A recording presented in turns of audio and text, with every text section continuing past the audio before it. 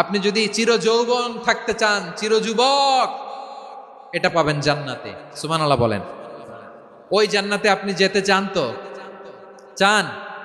বদরের ময়দানে এই পাশে কোরাইশ, এই পাশে মুসলমানেরা, বিশ্বনবী জালামাই ভাষণ দিলেন, বললেন কুমু ইলা জান্নাতিন আরদুহাস সামাওয়াতি ওয়াল আরদ উইদ্দাত লিল মুত্তাকিন। ও আমার সাহাবারা, ওই জান্নাতের দিকে ছোট, যেই জান্নাত আকাশ জমিন বিস্তৃত। তোমরা দেখতে পাচ্ছ এটা বদরের ময়দান না, এটা আল্লাহর জান্নাত। আওয়াজ করে পড়েন আল্লাহু আকবার।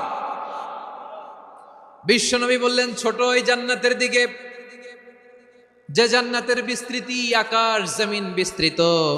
বিশ্বনবীর এই কথা শোনার পরে এক আনসারী সাহাবী সাইয়েদনা উমাইর ইবনুল হুমাম রাদিয়াল্লাহু তাআলা আনহু খেজুর খাচ্ছিলেন।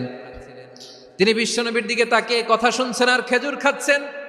যখন বিশ্বনবী বললেন জান্নাতের দিকে